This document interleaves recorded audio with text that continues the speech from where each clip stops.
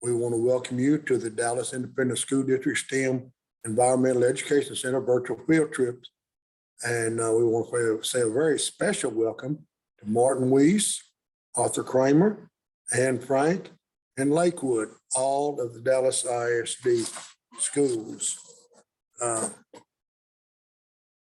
Teachers, if you're watching, you hadn't signed up, please go to www.tiny.cc/3-5 registration and sign up for us, please. We appreciate it. The Changing Earth is the name of the program this morning. During this virtual field trips, students will observe slow changes to Earth's surface caused by weathering, erosion, and deposition from water, wind, and ice. Mr. Dominguez is going to tell you all about weathering. Ms. Ramirez will discuss erosion. Deposition will be covered by Ms. Ram.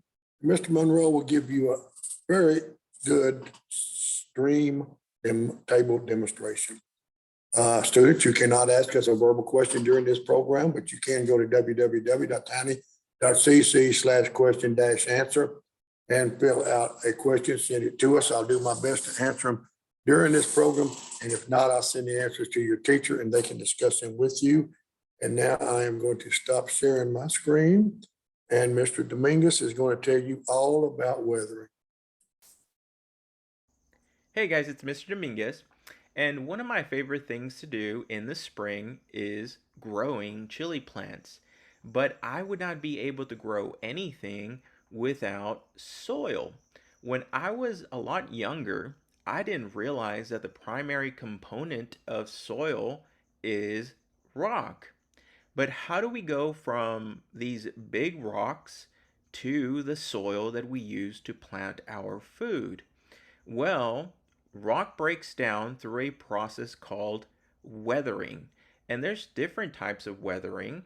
There's physical weathering, chemical weathering, and in today's virtual field trip, we'll give you guys some examples. And since it's winter time, we'll start off with the way water freezes and expands and breaks down rock. Let's get started, guys. All right, guys. So weathering is the breakdown of rock, and weathering happens in different ways. But the first way we are going to talk about is physical weathering, or sometimes it's referred to as mechanical weathering, because physical weathering does not alter the composition of these rocks. So there's no chemicals that change the properties of these wonderful rocks. This is shale, by the way. This is granite. We have some feldspar, and we have this unknown rock that I found outside, but it looks like limestone to me. But all of these rocks go through physical weathering. And like I said, physical weathering is just a very simple breakdown of the rock through mechanical means. So me doing something like this, just breaking down this shale, is considered physical weathering because I didn't alter the chemical properties of this rock. That would be chemical weathering or biological weathering sometimes. But physical weathering is a very simple breakdown of the rock. And one of the ways that physical weathering occurs is through the power of water. And you may be wondering, well, Mr. Dominguez, if I poured some water on this rock, not a lot would happen. Well, you'd be surprised as to how powerful water can be, especially when it freezes. So it's winter time. So I want you guys to think about what happens to water when it freezes. It changes from a liquid to a what?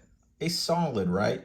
And when that process occurs, water expands, right?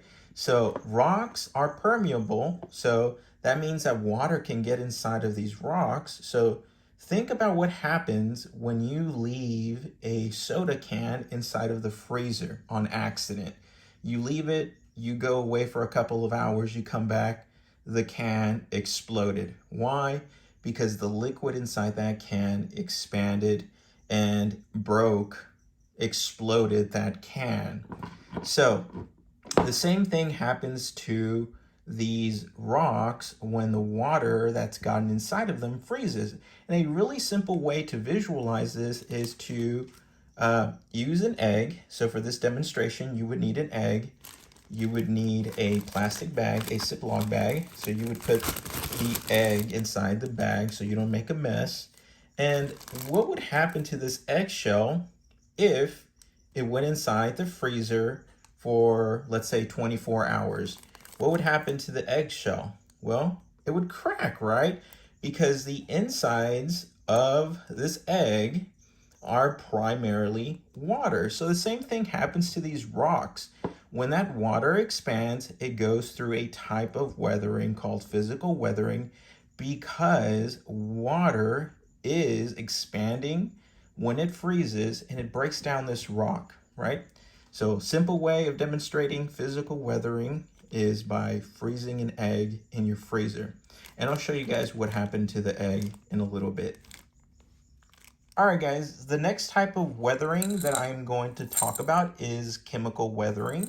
And chemical weathering happens when a chemical reaction occurs between rock and a substance usually found in water. So the way I'm going to demonstrate chemical weathering is by getting some limestone, and the primary component of limestone is calcium. And this calcium found in the limestone is going to react with an acid, and this is a household acid called vinegar. You might have heard of it. And you can try this at home. If you don't have limestone available to you, well, lucky you, chalk, which I'm sure you have access to at school, maybe even at home, is also limestone. It's a type of limestone that's very soft and perfect for writing on chalkboards. But I guess those don't exist anymore. So I want you to focus on what happens to this limestone, what happens when I pour this very acidic vinegar. And by the way, the pH of vinegar is around 2, so it's very acidic. So I want you guys to focus on what happens to this rock as I pour some vinegar inside of this beaker. So let's see what happens. So focus on the rock and let's see what happens to it. Do you guys see that? What is happening? A chemical reaction is occurring before our eyes. So this is breaking down the rock. So this is another type of weathering called chemical weathering. Pretty cool, right?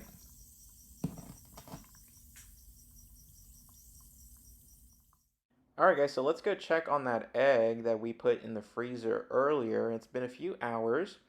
Let's see if I can get this bag open with one hand. But it does appear that we do have a crack, and remember that the shell is representative of our rock, and as you can see we have a crack, so we have a break in our shell, and that's because the water inside of the egg was expanding as it froze. Cool stuff. Alright guys, I hope you enjoyed this portion of your virtual field trip. Today we talked about physical and chemical weathering. There are other types of weathering, but the end result is the same. The breakdown of rock. Now please keep in mind that both weathering and erosion can take millions of years, but both are very important geological processes that are vital to our survival. Without weathering, we wouldn't have the soil that we use. And keep in mind that soil is a natural resource that we use for so many things. But I will leave it here. Have a wonderful day, guys, and I'll see you guys next time. Thank you, Mr. Dominguez. Question, what is a scientific definition of weathering? We're going to go to Wikipedia. Weathering is the deterioration of rocks, soils, and minerals, as well as wood and artificial materials through contact with water, atmospheric gases, and ice. Thank you again, Mr. Dominguez. And now Mr. Ramirez is going to tell us all about erosion. Hello, my name is Ms. Ramirez, and in this segment, we're going to be learning about erosion. So in the previous segment, you guys learned about weathering, which was the breaking of rock. Now we're going to be looking at erosion, which is simply the movement of that sediment. So let me get my screen share started and we'll go through our little presentation. So I do have a couple of essential questions for y'all. So hopefully by the end of this presentation, you'll be able to answer these two questions. The first is define erosion and give an example. And the second is you should be able to give examples of how water, wind, and ice are involved in erosion. So erosion is simply the movement of sediment, and it can be moved by wind, water, and ice. So when I think of erosion, I like to think of that cartoon movie Madagascar and how those lemurs like to sing the Move It song. So erosion is just the movement of sediment.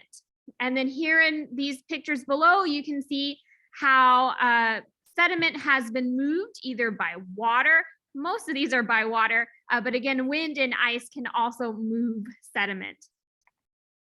So the first thing we're going to talk about is wind. So erosion caused by wind can help form our sand dunes. So we know that wind can move the sediment. Eventually, that sediment will stop moving and it will deposit or drop to form sand dunes. Now, later on with Ms. Schramm, you'll go into more examples of deposition or that dropping of sediment. So you might hear me say that word deposit or deposition. Erosion kind of goes along with deposition. So along with erosion, we have sandstorms. So again, wind can pick up the sand or sediment and carry it long distances. So again, erosion is just the movement. And of course, eventually that sediment's going to have to stop moving at some point. It's going to drop or deposit. Erosion can also be caused by ice. So those big chunks of ice, those glaciers, when they move or start melting, they can actually carry sediment with them. So if you take a look at this top image, we can see that as that ice is moving, it is carrying sediment with it. Eventually, we know that that sediment is going to have to stop moving and it's going to deposit eventually.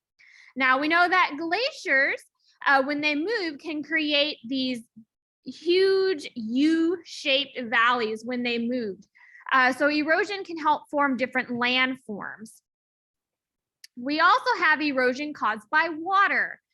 So here in this left image, we have fast moving water that is carrying sediment, and that is what is making that water that murky brown color. Here in this image, we also see water moving downhill, and as it's moving, it is carrying that sediment. We know that running water can help shape V-shaped valleys. So as that water is moving, it can cut landforms or valleys into the earth. And of course, we know that eventually the water and that sediment will stop moving and it will eventually deposit somewhere else. So in this next little video, these are some at-home experiments that you guys can do. All you need is just a box, some sand, dirt, a straw, and some ice cubes. So this first thing is just a box filled with sand. I have a straw. I'm just blowing through the straw, and I am trying to model how sand dunes are formed. So I'm using my breath to create the wind, and you can see that that wind is moving the sediment. It's moving that sand. Eventually, that sand is stopping, it's dropping, and it's depositing somewhere, forming those sand dunes. So again, it all started with the wind moving the sand. Here we have a box with white sand and a box with typical soil. And I'm going to dump some water into it. And with the help of gravity, you're going to see how water can erode or move sediment. So hopefully you're noticing that water is moving that white sand, it's pushing it down, and it's starting to mix with the black soil. So again, water can move sediment. In our next little video, we're going to see how ice can also move sediment. And again, for this one, all you need is just some ice cubes. And so here we have our ice cubes. They are moving downhill. So gravity also helps a lot. Gravity is what pulls things down. So those ice cubes are moving, and as they're moving, they are collecting and picking up sediment and moving it along. And you can see some images there of that sand that's being moved or transported to a new location. And then here's a little song. It's an Earth Processes poem. There were lots of these on YouTube, so you can check them out too. It's the Weathering, Erosion, and Deposition chant. So I did not create this poem, so I'm just simply singing it along. Oops, sorry, it restarted. Let me go ahead and find that song again. Weathering breaks it, erosion takes it, and when the motion stops, deposition drops. Break, move, drop. These are the processes that happen to a rock. Breaks it, erosion takes it, and when the motion stops, deposition drops. Break, move, drop. These are the processes that happen to a rock. Wind and water moving around, gravity pulls it down. Break, move, drop. So there you guys saw a little quick review of weathering, which was the breakdown of rock or sediment. Erosion, which we talked about in this segment, which is simply the movement of that sediment. And then we also sort of touched a little bit on deposition, which is when that sediment stops moving, it's going to have to drop and stop in a new location. And you'll learn more about deposition and the landforms associated with it in the next segment. So a couple of challenges for you guys. I would like for you guys to see if you can go on a weathering, erosion, and deposition scavenger hunt. So see if you can find examples of weathering, erosion, and deposition at your school or home. And these are some common examples. So we have here, we can see water has been running through this little softball or baseball field, and you can see that deep cut in the earth it made. Here's another example where water has been flowing and running down, causing that sediment, that soil here to move downhill, creating that big gap or gully. So think about instances where you have seen examples of weathering, erosion, and deposition around your school or where you live. I also have another question for you guys. Think about, how does erosion change Earth's surface? And then how does erosion affect the environment and people? So one of the things that we have out here, if you've ever visited, we have the Post Oak Preserve, which is across the street from us. It has a lot of nature trails. The number one thing that kids always ask is, why are there stairs in our forest? So if you ever visit, you might see something like this in the middle picture where there are stairs. Those stairs are to help with erosion control. So times when we get a lot of rain, if we did not have those stairs or those pieces of timber to keep the dirt in place, when it rains really heavy, all of that soil would move downhill and we'd have a huge muddy mess. So we have things in place here to help with erosion control, to kind of prevent that soil from moving around and creating a mess. So again, think about, how does erosion affect people and the environment? Another thing that you'll notice if you ever come out here is that there's a big sign that says no ATVs or motorized vehicles on the trails. And that is because when people ride their ATVs or their dirt bikes, or even their vehicles on the dirt trails, it creates those big ruts or gullies. And that is what causes the erosion, that movement of sediment. And it also creates a mess when it rains. So think about some of those questions and how erosion might affect you and the environment. So I'm gonna go ahead and stop my screen share, and that's all I have for you guys on erosion. We're gonna give it back to Dr. Gorman to answer any questions.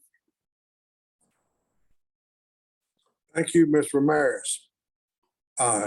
Same question or same student asked a similar question. Scientific definition of erosion. In earth science, erosion is the action of surface processes such as water flow or wind that remove soil, rock, and dissolved material from one location to another. Thank you again, Ms. Ramirez. And now Ms. Ram is going to talk to us about deposition. Hey everybody, good morning. It's Miss Ram and we are talking all about deposition. So let me get this going. Okay. All right, so at the end of my section, you'll be able to observe and identify slow changes to the Earth's surface due to deposition. So we're going to be talking about deposition caused by wind, water, and ice. So my presentation goes along really well with Ms. Ramirez's presentation because after erosion comes deposition. So you saw that already a little bit with the movement. You know, after the sediment moves, it's going to have to drop somewhere, and that's where deposition comes in. So deposition is the movement and addition of rock and soil in a new place due to water, ice, or wind. So since those two processes are so tightly tied together, dear goodness, tongue twister. Since they're so close together, I like to think of it as erosion is like subtraction, it's taking away, and deposition is addition, it's adding something. So erosion is taking the stuff away, and deposition is dropping it off and adding it to a new spot.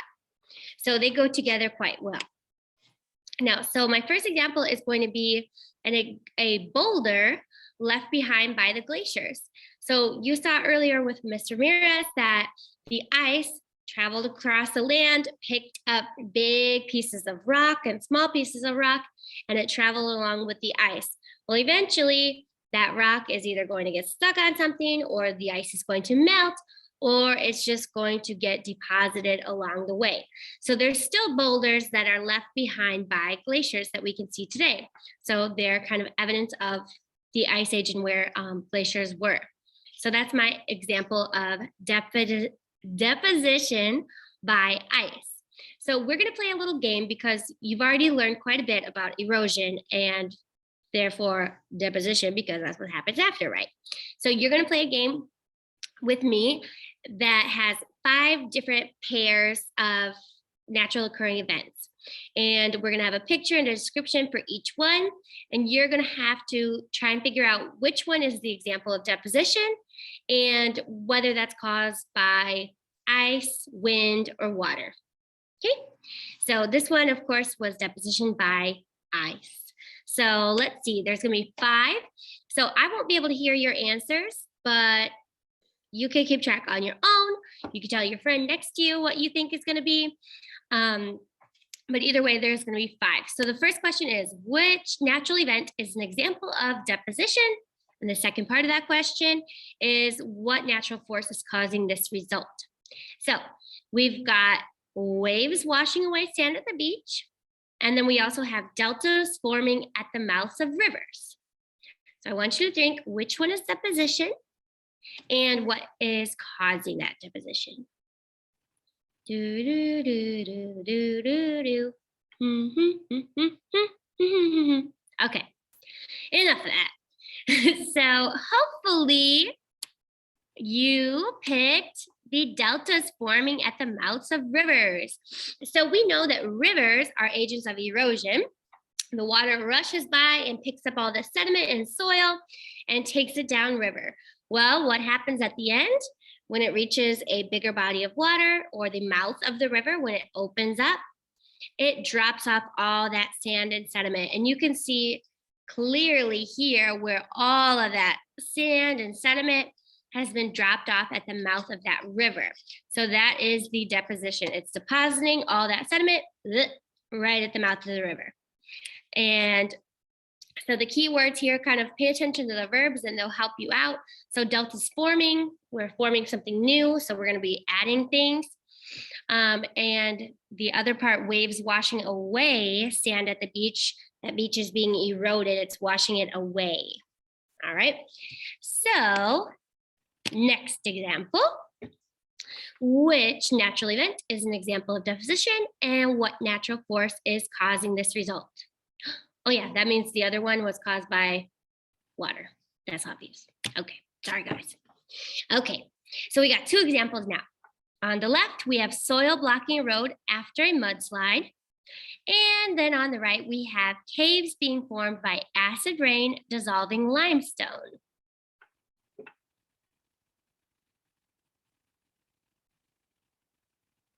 Okay, so hopefully you shouted out an answer. The correct answer is soil blocking a road after a mudslide. So all of this sand and dirt and soil that was a part of this hill has been eroded and deposited into that road. So all of that has been moved and dumped. And the key words here is after a mudslide. So what causes this dirt to move? Well, how do you make dirt? Or how do you make mud? Dirt and water. So the water loosened up that soil, created mud, and bloop, we have a mudslide. So that is the correct answer. So there we have it. Now, the reason this one is not correct is because it has a key word, the verb dissolve. So dissolving is a clear hint that it's going to be chemical weathering. We have acid rain and we have the word dissolve. That's a chemical interaction with the limestone. You saw earlier the chemical reaction with chalk. And so that is definitely going to be chemical weathering. So this one is deposition. All right. Next one, question 3. All right, so we have on the left, rivers flowing through a canyon, and that is a picture of the Grand Canyon in the Colorado River. And then on the right, we have layers of sediment forming at the bottom of a lake. So I'm going to give you a little second to think about this one.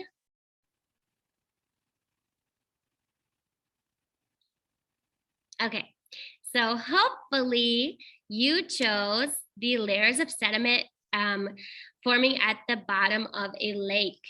So at the bottom of a lake, if you've ever gone swimming in a lake and kind of walked in and you put your feet to the bottom, you can feel that squishy, muddy, yucky stuff.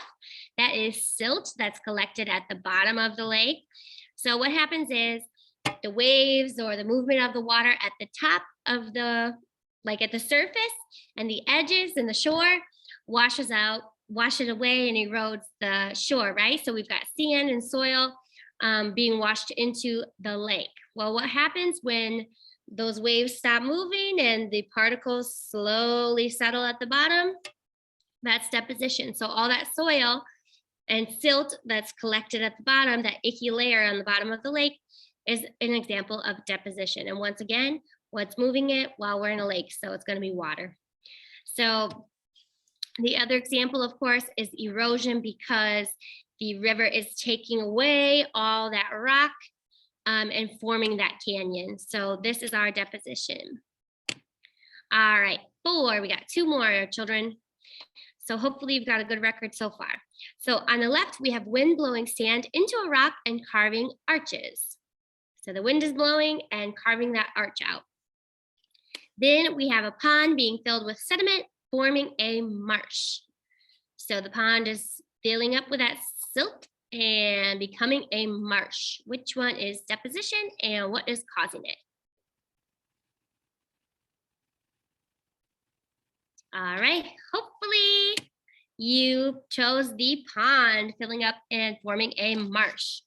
So just like the previous example, when the shore is being eroded and all that mud and soil and silt is being kind of washed into the lake or the pond, it settles at the bottom. Well, eventually you get enough layers, that pond becomes very shallow and you kind of have a marsh. So we have some aquatic plants and we have other plants growing nearby, and we've got kind of a swampy marsh happening here with all that silt that's collected at the bottom. And the other one is an example of erosion, because the wind is blowing sand into the rock and it's carving it away, right? So this is kind of a perfect example of negative space, that subtraction. It's taking away the rock. So last one, we have sand dunes being blown across the desert, sand being blown across the desert, forming sand dunes. And then we have tree roots wedging and growing into rock. So I'll give you a little second.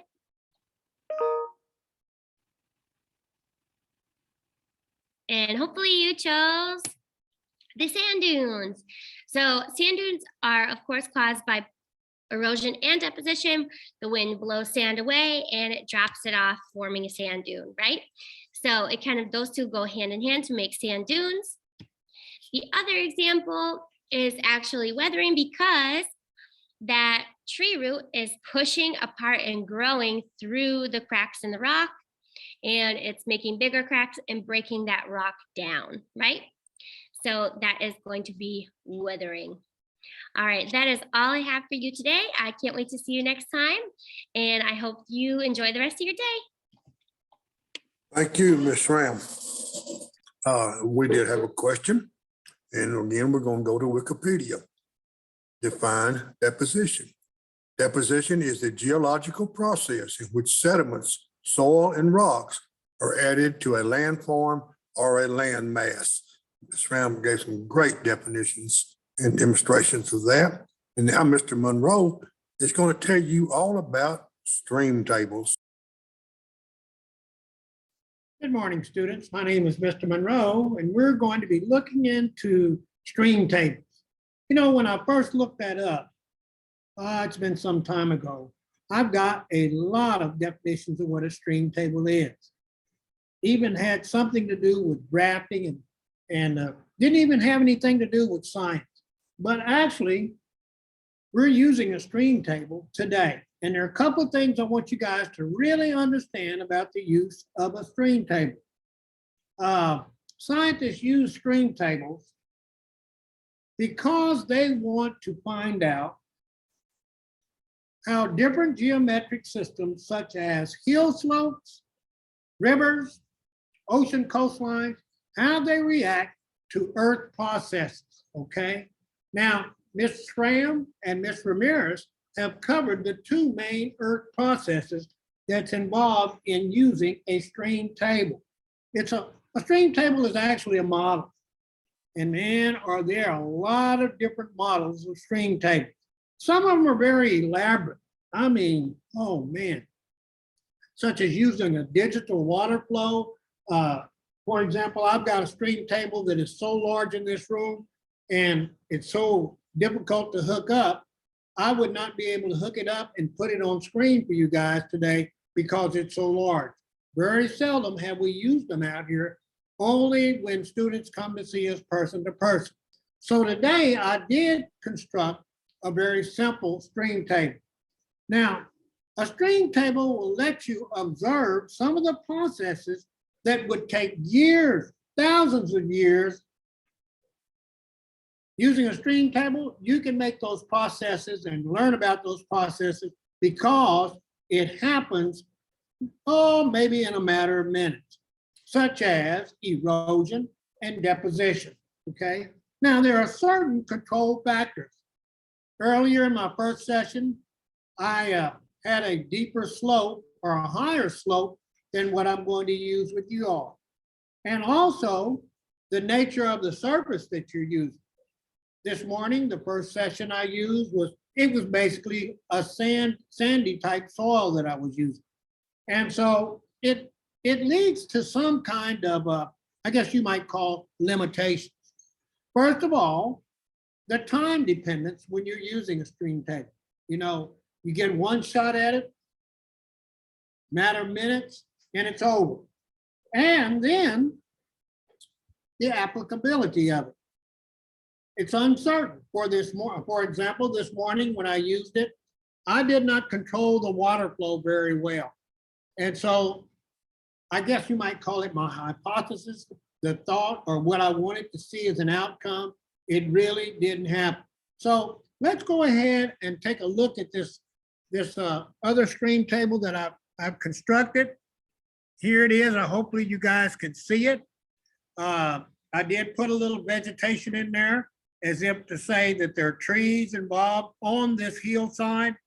And the scenario is this: at the very top of the hill or the mountain, there is a great deal of precipitation falling. And I know that you guys know all about runoff. Now, when runoff is occurring, it's carrying some of the surrounding land down the slope. Now, water and gravity, they work together in concert, and they can be the strongest erosion agents that we find on the surface of our planet, okay? So let's go ahead and see what happens with this newly constructed stream table that I put together here. Now, I don't mind sharing you, I did change the nature of the surface. Now, what I'm going to be observing here is the direction of the topsoil disturbance, because I've created a few crevices in here, and I want to see where the water is going to follow that path as it runs downhill. Okay, so let's go ahead and get started.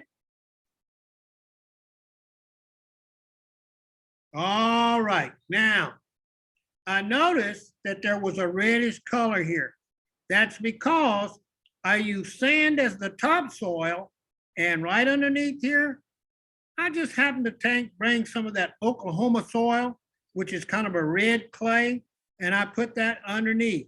And I can see that as I poured the water in, it did take some of that red soil down in this area. This area right here that I'm circling, you might consider that to be a landform that is developed. Now, it takes thousands of years for some landforms in the form of this to develop. This is what I would consider a delta, okay? Now, a delta is a landform that is created because of erosion and deposition happening together. And it's really ironic, you know, have you heard me say that gravity and water act as in concert as the strongest erosion agents that we know of on the surface of our planet? Well, guess what? That delta was created because of erosion and gravity working in concert. Simply because as the slope flowed down in this open area down here, if I was to use my imagination, let's say that this area was a body of water, maybe the Gulf of Mexico. And as this river, which formed from the water flow, traveled down the slope, as it got close to the plain area or the flat area, the flow of the water slowed down. As it slowed down, deposition began to happen. And I guess the best way that I can show you that, I'm going to lift this up, how deposition works, is use something that I would have you use if you were in my lab right now, called a sedimentator. Now, I would have each of the students in the lab have one of these. And I would have those students, we'd get a little arm exercise because I'd have you shaking them up, and we would shake them up for a period of time, just really shaking up the ingredients. There's water, there's sand, there's gravel, and there's silt in this container. We would shake it up over and over, just keep going until I told you to stop, and we can see that everything is mixing up in there. Even turn it upside down and move it around, shake it up and down. And then I would have you set it in the middle of the table, and we would let it sit there for a little bit.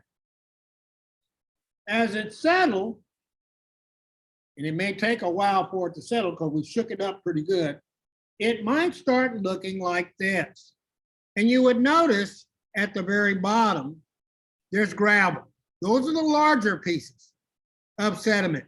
And then right in the middle, there's sand. That's the next largest. And then at the very top, there is silt. That's what happens when erosion is happening in this sense on a stream table. In the delta area, it slowed down, the water slowed down, the flow of the water slowed down enough where the particles started dropping. Maybe the larger particles started dropping at the upper end of the delta, but eventually the sand would drop and then the lighter particles would drop. Now, this sedimentator has set for quite a while, and we can see, here we go, gravel at the bottom, sand here, silt here, and the water is clear. It is said that people that have farmland in a delta, they have some of the richest soil known to farmers. It makes excellent farmland. There is one well-known delta that we have in the continental USA, and that is the Mississippi Delta. It is a product of erosion and deposition as depicted by the stream table here. All the way up here, this begins, or this is the origin of the Mississippi River, and it actually is the watershed for 23 of the states that make up the continental USA. By the time it reaches the Gulf of Mexico right here, it has brought a lot of the different soil all the way down through that river basin. And as it slowed down here, deposition occurred, as Ms. Schramm has explained to you, and a delta was formed, okay? So hopefully I've been able to help you understand the use of stream tables. They do have their limitations. And you know what? I'm going to keep experimenting because they're kind of fun to experiment, and I hope that your classroom teachers will give you guys a chance. It doesn't have to be very elaborate. It can be a simple pan with a little soil in it, and just watch the interaction that goes on with the agents of water and gravity acting as the strongest erosion agents that we have on the planet Earth. I want you guys to have a good day, and hopefully I've helped you understand the use of a stream table. And I'm going to turn it back over to Dr. Gorman. So if any of you have any questions, I bet he can answer. Thank you, Mr. Monroe. And the question was, where can our class get a stream table? Well, you can go online, get a little elaborate one like Mr. Monroe said. You can make your own like Mr. Monroe did. Or if you go to school in Dallas, you can go to Dallas ISD Science Resource Center and check one out for about a month and use it as a demonstration in your classroom. Okay, now I'm going to stop sharing my screen.